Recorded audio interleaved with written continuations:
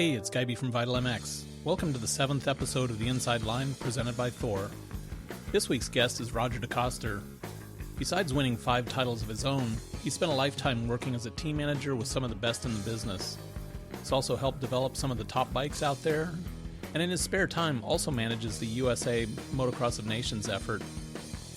If you're checking out this podcast on Vital MX, there are a few photos under the audio player, so you can see some of the things that we referenced in the podcast. If not, you may also want to head there to see what we're talking about. Before we dive in, we've got to thank a couple of brands that help support the show. As we mentioned before, the Inside Line is presented by Thor. Since 1968, Thor MX has been supporting some of the world's most elite racers, including the 2018 250 Pro Motocross champion, Aaron Plessinger.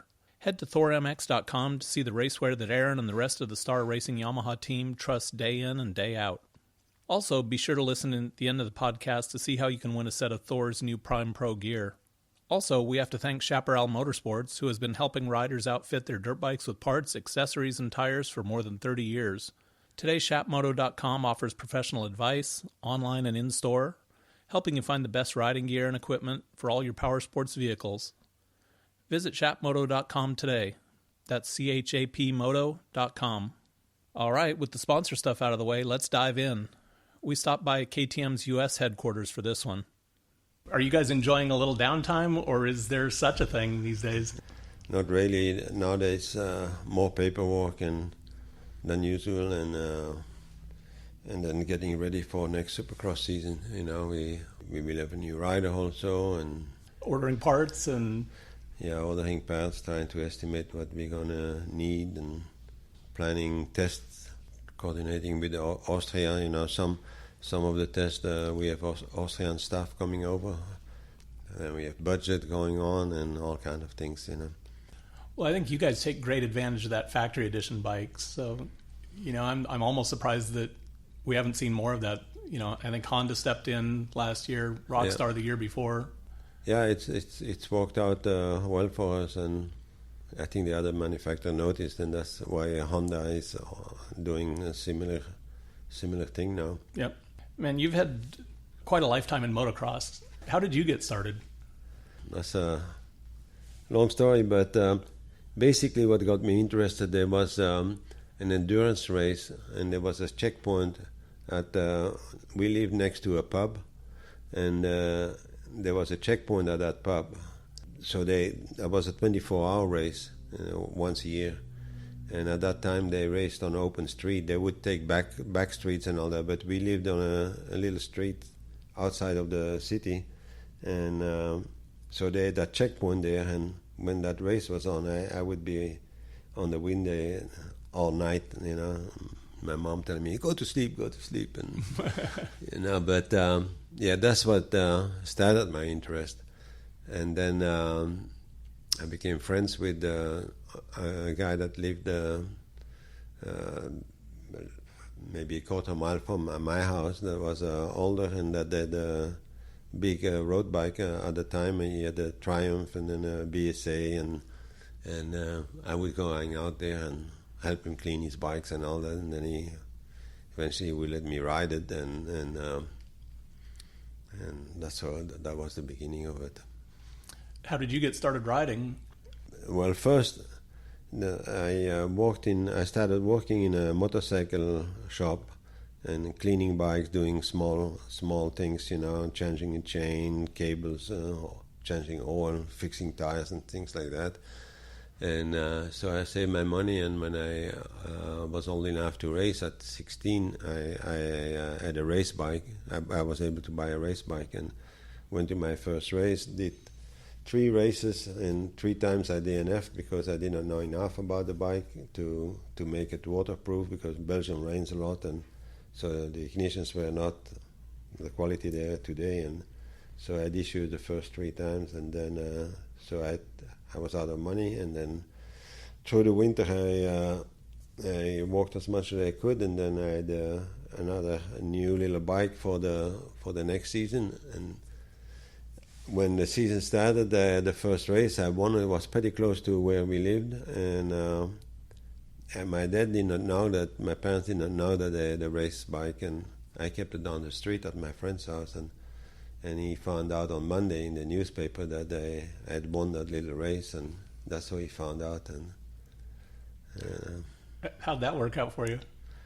well, he acted like he was mad first, but a couple of weeks later he had a couple of friends come to the next race, and I overheard him talk to them about how good his son was, and that they won, and he was already talking, bragging on you. Bragging, yeah. And so from then on, I could bring the bike home. Was motocross always the focus, or was it off-road in the beginning? Motocross was the main focus, but when the motocross season was finished, I rode trials also during the winter, and I got second in the championship the first year, and then won the championship the second year. And then the third year I was leading, but then the motocross season started getting a little bit longer and overlapped on the trial season, and so I didn't do the last few races, and then motocross, I eventually became a year round. And your early days in motocross, was it? Were you part of the end of the first four-stroke era, or were you always on two-strokes? At the beginning, it was always in motocross. It was always two-stroke. Although in trials, I did ride a four-stroke for one season. The season I won the championship was on a four-stroke. So I came in motocross kind of towards the end of the four-stroke era. I started racing in the early 60s, like 60, end of 61 and then 62. And at that time, the four-stroke were winning the championship, and the last championship they won, I think, was 65 with BSA, Jeff Smith, and then after him, Friedrich started winning in 66 and 67, and then two-stroke dominated, although BSA still put in a strong effort in like until the early 70s. But then it was, as you know, was all two-stroke for a long time until Yamaha came with a four-stroke, with a modern four-stroke. Yeah. I was reading early days you were racing CZs. How did you progress through the ranks and get to where you were racing the 500s? Okay, once I started racing, I pretty quickly moved up to the big bikes. At the time, the 500 was the top class, and was for a long time, and so that was the dream. That was the focus from the very beginning. I always dreamt about becoming world champion someday, and at first it never seemed possible, but I still had that dream in the back of my mind always, and kept working towards it, and then it finally happened. And how early was it from the start of when Suzuki started participating in the GPs to when you joined up with them? I was their first rider in the open class, and the first and only rider in the open class the first 3 years. They started coming to Europe. I think the first time that Suzuki came with a motocross bike to Europe was in 65, the 250 GP, the GP of Belgium, with two Japanese riders. And then in 67 they hired Olli Pettersson from Sweden to help them develop the bike. And then they brought in Joel and Sylvain Gebours in 70, the year before I joined them. We have had a lot of international races in Belgium where it was like a GP every weekend pretty much, because we would have the top Swedes, the top Finns, the English riders, some of the French guys. All the top guys would come to Belgium and before the GP started, and so it was very competitive, but you get to see and hone your skills against the best guys, So that was, I think, a really good thing, and that's why Belgium had a lot of success for several years. Mm-hmm. How were those early bikes? The big difference with Suzuki and the other bikes at the time, the other two strokes, there was two big differences, I thought, two advantages. One was the bikes were really light, and the other one that they had better carburation, better ignition than the European bikes. That was the advantage. The power band initially was very short. You had to shift, or you had to quick shift a lot, but there was the bigger thing even was more the mentality of the people from Suzuki, the Japanese people that we worked with. They if you broke something on the bike, they would be immediately go to the local post office, because there was no it was slow speed back then. There was no even faxes at that time, so they had to go send a cable.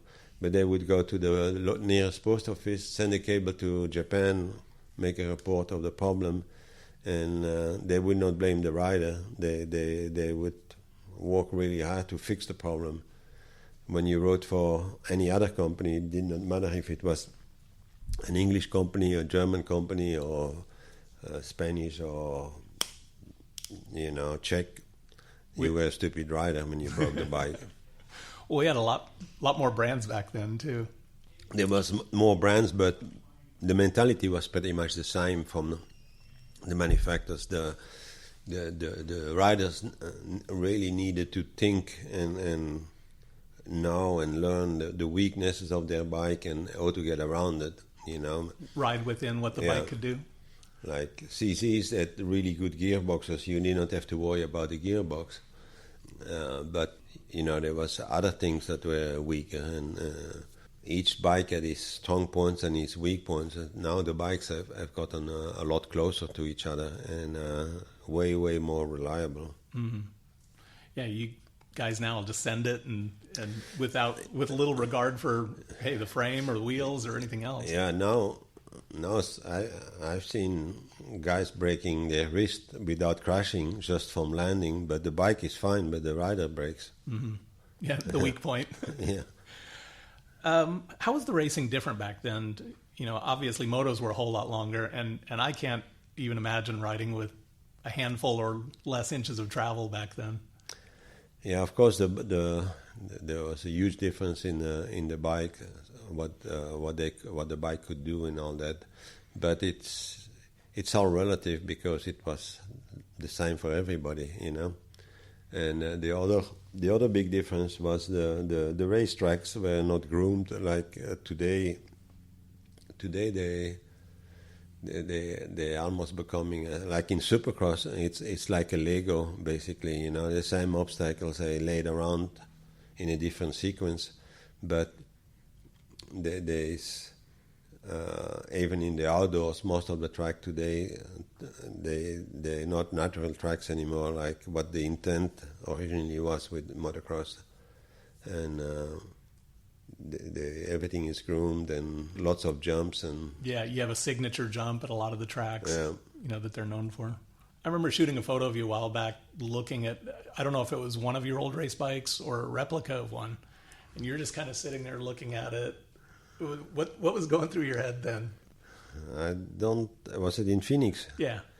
I was checking the bike out to see this collector guy had built a bike, and I don't know if he bought it, what condition it was in when he bought it, but I was trying to figure out to see if it was all original, and he wanted to know, and I was trying to check at everything and see if it was all like it used to be. Yeah, I think Terry has one of your old race bikes too. Yeah, that's a real one. Yeah. Yeah. It's interesting. I think he's starting a museum, and yeah, he bought a big building, and he has big plans there.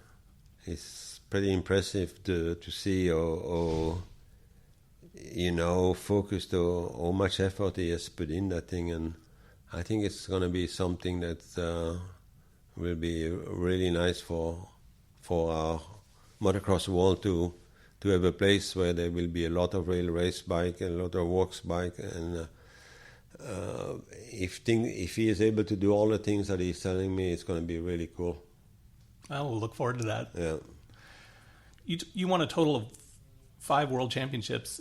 Is there one that stands out to you? Well, of course, the first one is always big, and the second one was felt like the easiest. I felt that I was really on top of my game, and my bike was a lot better than the first year, and it was still light but more reliable and wider power band. They had fixed a lot of the weaknesses of the first year, and that year I felt like I could let the other guys start. I did not have to worry, and I knew I was going to catch them. Who did you like racing against back then, and who did you dread racing?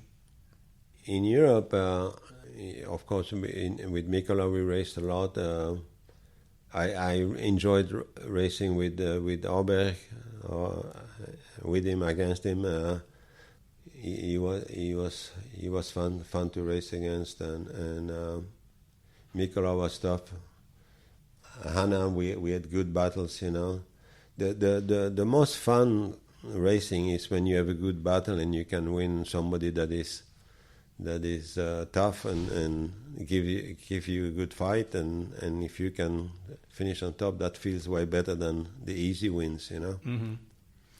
Anyone that you lined up against and you went, oh no, I have to race this guy this weekend?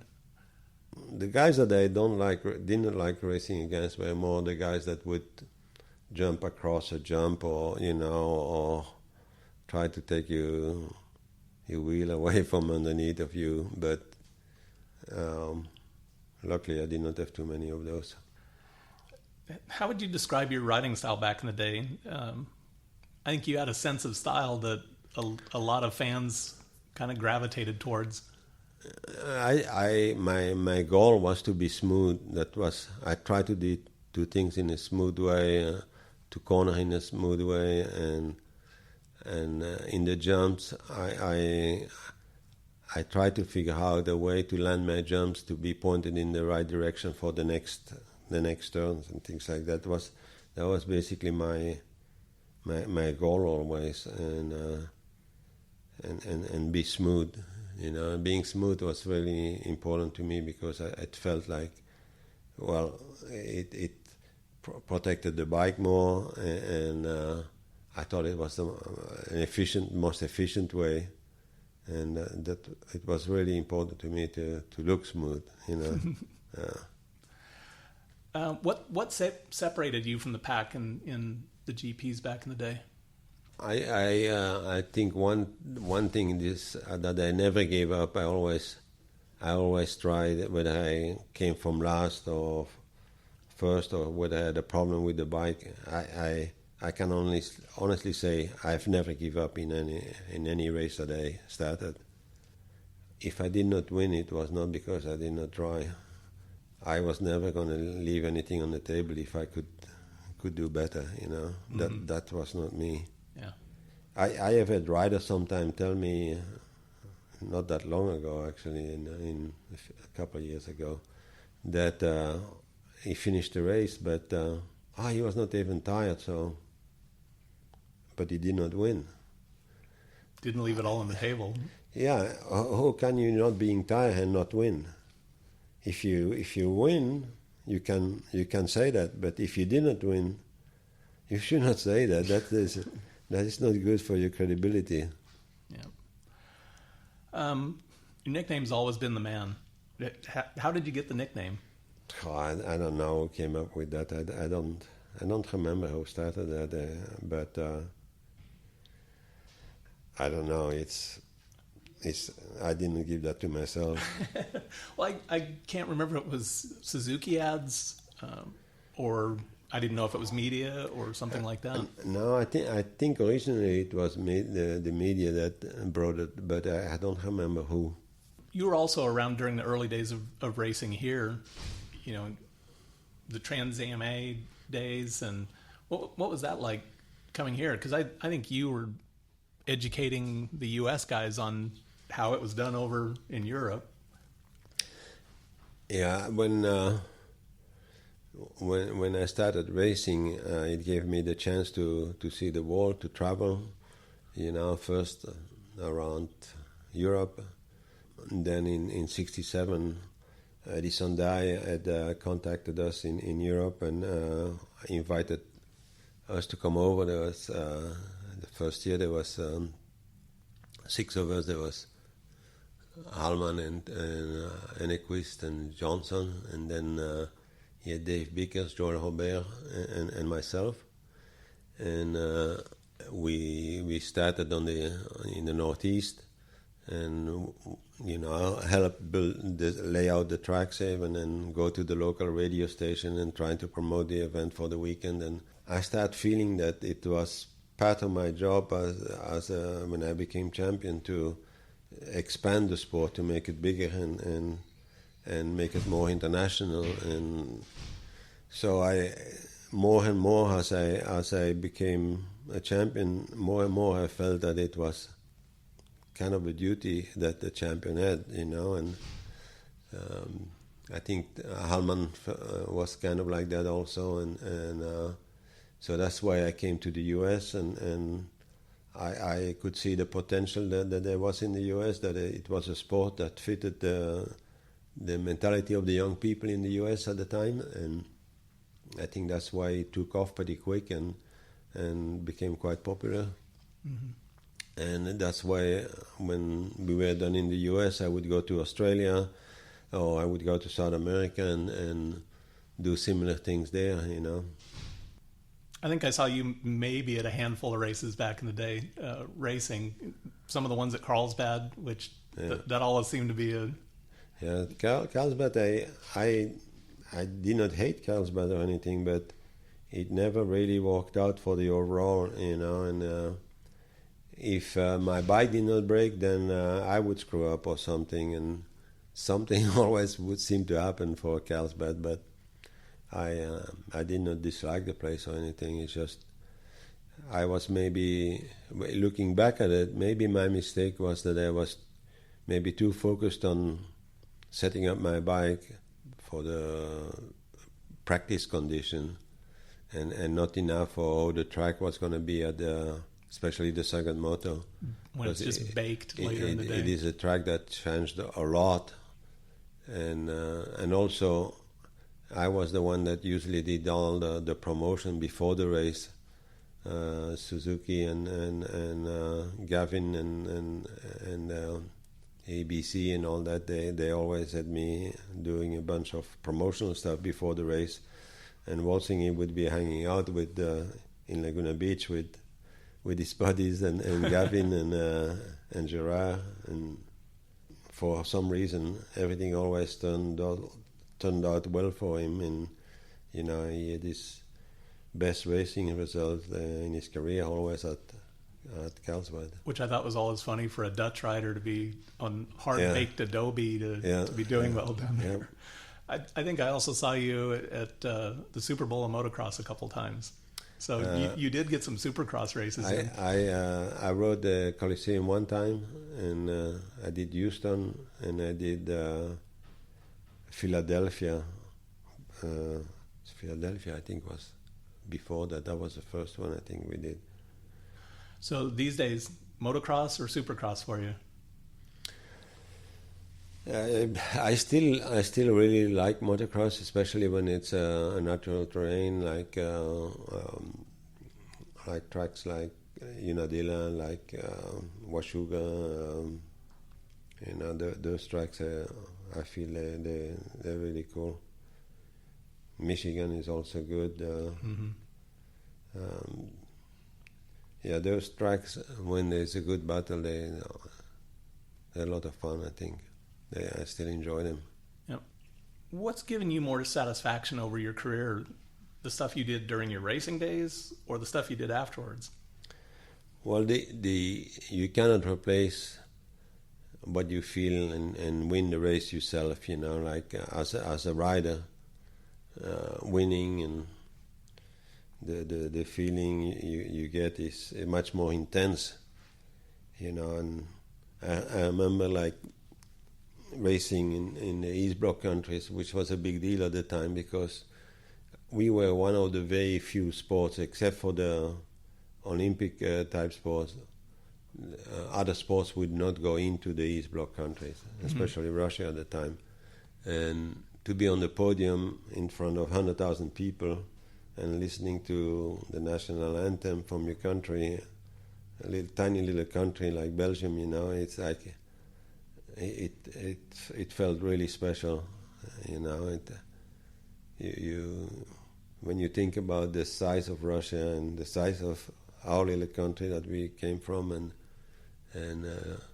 win there in front of, there was probably between the police and the military. The military were always involved in the promotion of the events also, and there was probably as many military and police as the spectators today at the national, plus all the spectators. Yeah, that's wild. Yeah. I think I asked you this a long time ago, but how many million miles have you traveled going to events over the years? I think I'm like between 3 and 4 million. Yeah. You recently had a reshuffling in responsibilities here. Describe your new role as the motorsports director for KTM and Husky North America and what you'll be up to now. Basically, it's not going to change so much because I was already doing a lot of those things. But I think it will be more clear for the other people we deal with, for the riders and the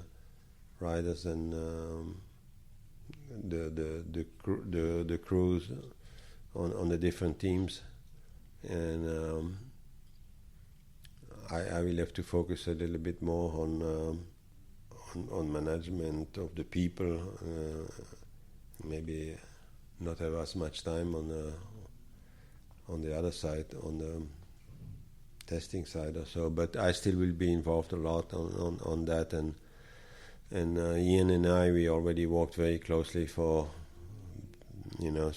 way before we came here, since Ian came to the US in '95 with Albertine.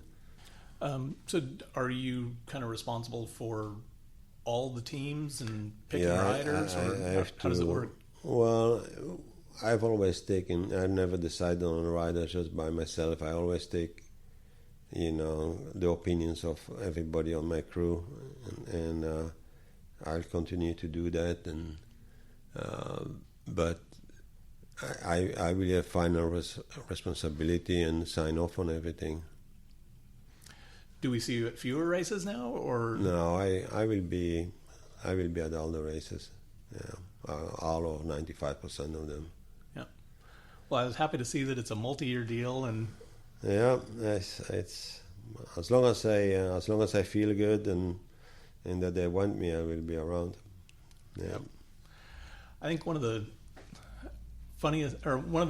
cooler things I've seen in the last few years was you sitting on the bike at East Rutherford doing the burnout after the race and just getting after it. Yeah, that was not my idea. That was our Austrian guys. They love to do that, and especially Robert Jonas, who is now responsible for all motocross of anything that is not on road. He is the lead guy, and so Robert was driving me crazy. I had to do it, or he was not going to leave me alone all night. Yeah. Well, I think that one got through the tire and blew up until it popped. Yeah. It's funny because some of the fans, they go, "Well, you just won a championship with that bike. Why would you do that?" Yeah, that's the way I feel. But the Austrians, they want to that's their way to celebrate, and they love it. And it's almost embarrassing because they framed the wheel that came off that bike and hung it in one of the meeting rooms in Austria. with that tire and yeah. Okay. So Ian moves into the team manager spot now. Yep. That's a jump for him. Yeah, but again, he was already involved in a lot of the decisions before, so it's not like it is brand new for him. And now it's officially that's his position, but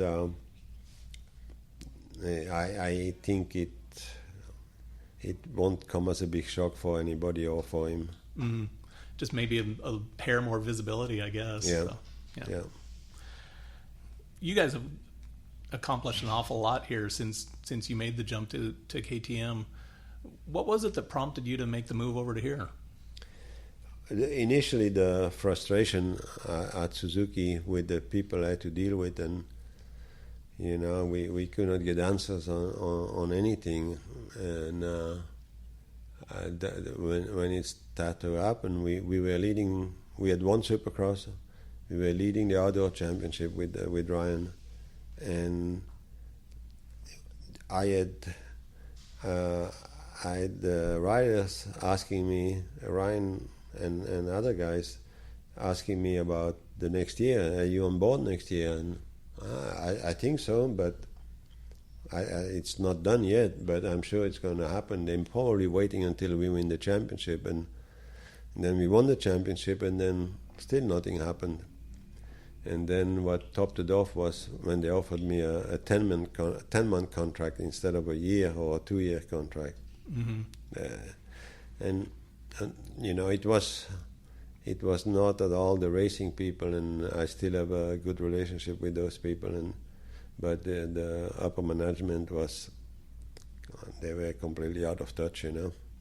Over time, things change, and yeah. Different roles and responsibilities. So, yeah. I remember watching you and Ian pull Ryan aside at Southwick and go in the motorhome, and his mom's kind of freaking out. What was that conversation kind of like when you're explaining to him that you're not going to be there? That was difficult, when we had to tell Ryan we would not be there, and that was really difficult. But I felt that we had no good option. If we did not do it, if we did not go somewhere else, the way things were going at Suzuki and the lack of decision making and all that was like so frustrating. You could not plan on anything or commit to anything, and it only would go downhill. And I told Ryan, we'll do everything we can, and when we feel we're ready to have a bike that you can win on, we want you to come. And Ryan wanted to come right then, but I did not feel that was the right thing, and we advised him to wait and finish his contract that he had, because he had a contract, a year contract left on his deal. But then I felt for the second year we were there that the bike was becoming fairly good, and we knew the Austria was committed, the support what we were getting was good, and everything had we walked through the initial problems and all that, and I felt that he could do well on our bike. I think you guys knew where the wheels were going to be on the bike, but was everything else a blank page at that point? At that time, the focus was a lot on the 350, and so they really tried to convince me to focus on that, but I felt it was the wrong direction for what we needed, and that we needed a 450, especially for Supercross, if we were going to race against other 450s. And so I was lucky that I was able to convince them, and that they gave 100% effort, and we made it happen. I remember the year that Short was riding a 350, and it looked like kind of a strong 250, but it wasn't where the 450s were at that point. No, and it never be.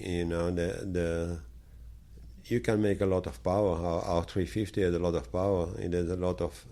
The maximum power was as good as a 450, but you need the RPM, and then you don't have the traction. Mm-hmm. And it's funny. Most people think that the 350 would be better on Supercross, and the 450 would be better outdoor. But it's actually the other way around. Because on Supercross you need the torque and you need to be able to jump right out of a corner and to get that traction and all that. The four-stroke has an advantage on a smaller engine. Yep. Is there an era, over the span of your career, is there an era that you prefer or you kind of wish we could go back to, or are you enjoying where we're at now? Well, I wish I could go back to the years I got beaten in the championship and correct those things, and but I don't look much backwards. I'm a person that look at tomorrow and the next and the future. I don't live in the past much. Where do motocross bikes go from here? I don't think you're going to see big steps like you saw in the 70s. It's pretty much impossible without spending really money that our industry cannot afford. Mm-hmm. I think suspension will continue to improve. And then the adjustability from the power and the suspension, it's going to continue to get better and better. You can do so much now with the ECU and tailor the power to your rider. And the hardest thing will be to avoid making the bad choices, because you have so many choices and the riders get confused, because mm-hmm. there's so many options. There's options with the front suspension, rear suspension, the way the power comes on in each gear. There's a lot of choices, and you have very little time in motocross, supercross. Very little time of practice. And the track changes all the time, contrary to road race. Right. So it's our difficulty is the limited time of practice versus the changing track and the rider ability to feel and communicate. There was rumor a while back that Ryan was thinking about coming back for a Supercross only deal. Is there any validity to that? Yeah, he has gone back and forth and thought about it, and it was not surprising that his mind was going back and forth. He's only 28 years old, and he is fit, he is healthy, and he could still do it if he put his mind to it, and to stop and then suddenly have all that free time. It's what do I do now? Yeah, it's natural, and we warned them that was going to happen. Are you sure you want to stop? Because after maybe now you feel like you're dead tired or stressed out, and the pressure from all the different pressure from the pressure you put on yourself, from the team, from the press, it can wear you out. But after you take off for a month, very quickly you start feeling different. But I think now he's decided it's done, and it's basically it's a year and a half now already that he has not raced, and he probably will do some coaching and things like that. What else would you like to accomplish in the sport? I would like to keep winning, and I would like to see the riders get more income from, but not from the manufacturer, because honestly the manufacturers they spend more money on racing than they should. I think pretty much all the manufacturers there is somebody in the company that loves racing and that and then the pride gets involved, and we have to do good, and they end up spending a lot of money compared to what the benefit is. And I'm happy and hope they continue to do so. But when I see how much we spend, I'm surprised that they let us do it, you know. They do take on quite the burden. It seems like most of the rider income comes from bonuses or like that. All the personnel to develop the bike, you know, the making the bikes, producing the bikes, taking them to the race, the paying for the mechanics and all that. It's all paid by the factory and the sponsors that we have, and we are lucky to have, you know, companies like Red Bull and Monster and Rockstar involved, that they put a lot of money in our sport, and without them it would be quite a bit smaller. Mm-hmm. But I feel that the riders deserve to have bigger prize money, especially in Supercross, for the risk involved and everything else. Yeah, and the risk is something that, you know, you choose to do this if nobody forces you to go racing, but you have to see it proportional to the amount of people that come to a Supercross and what the fans end up spending on going to see an event. I think it's not unfair to say that the riders should get a bigger share of it. Mm-hmm. Is there anything we can do to make the sport safer, or are we just at the, you know, kind of maxed out, you know? No, it is possible. In the Supercross case, better dirt,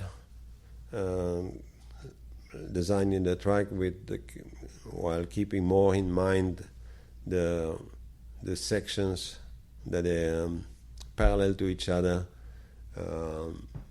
You know, for example, if you have a whoop section, you should never have a fast straight leading in next to it in opposite direction, because you know that in the whoops a lot of guys make mistakes and run off the track, and if they end up going against someone else coming opposite direction at 70 miles an hour, you know, it's not going to be pretty, and I think there needs to be a bigger effort there.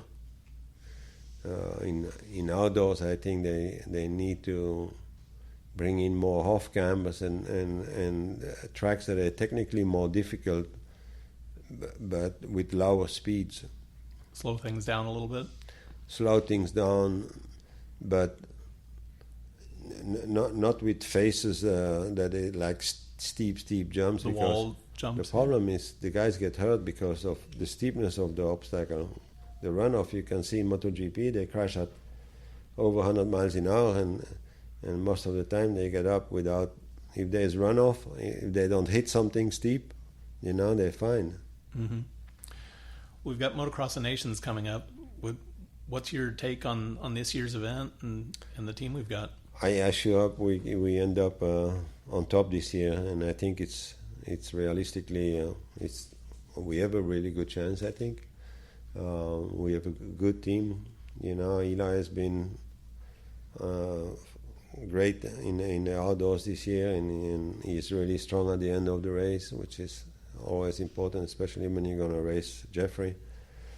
Mm-hmm. And Basha really wants to be there, and he had a good season, and the same thing with Aaron, you know. And Aaron is a young guy, but I think he can handle pressure well, and all three rode very well at the national there. So the track is good for them, and the fans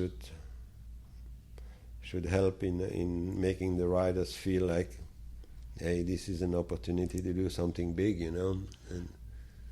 Well, it's funny because, you know, at nationals we'll see guys standing on the side of the track waving towels, but I think it's going to be nonstop all the way around the track with fans doing that. Yeah, I hope we we get lucky with the weather so that we don't have a huge rain or something. But I also have the feeling, and talking with the Richies, that things, the advanced sales are really good, and we all expect a big turnout. What's your take on the Tomac and Hurling's?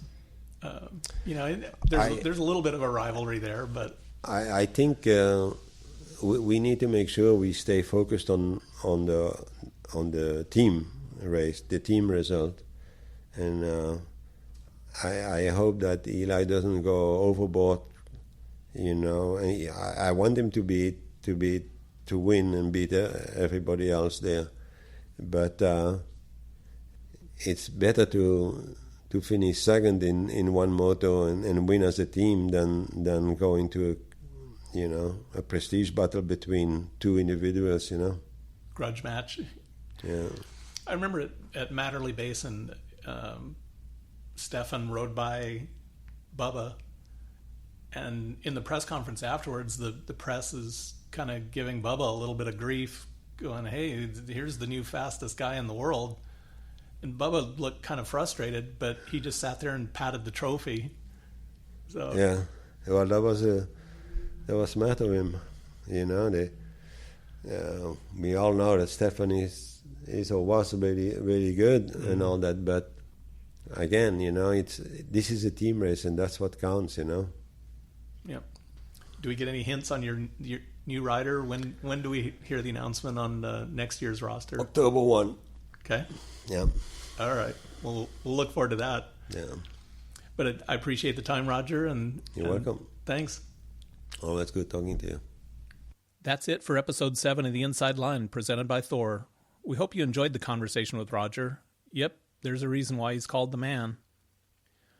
Remember, for over 50 years, Thor MX has been at the forefront of motocross racewear innovation with products that are purpose-built to help riders perform at the highest level in one of the most demanding sports in the world. The 2019 collection, featuring the revolutionary Prime Pro racewear, is available now. Head to thormx.com to learn more. Hey, do you want a chance to win a full set of the new Thor Prime Pro racewear customized with your name and number? Head to the moto-related section of the Vital MX forum and leave a comment in the official thread there. Let us know your favorite part of this week's podcast. We'll pick a name from among the entrants 2 weeks after the podcast is posted. Once again, we also have to thank Chaparral Motorsports. For more than 30 years, Chaparral Motorsports has been sharing its love of dirt bikes with like-minded individuals by offering a massive selection of the latest riding gear, new models, parts and accessories, and great pricing on tires. Visit chapmoto.com. That's chapmoto.com. Ready for some more bench racing? Look for the next Inside Line a couple weeks from now. In the meantime, you can subscribe at iTunes or Stitcher so you don't miss any future episodes. And you can also go back and check out previous shows. If you're feeling really generous, leaving us a rating and review always helps. Thanks.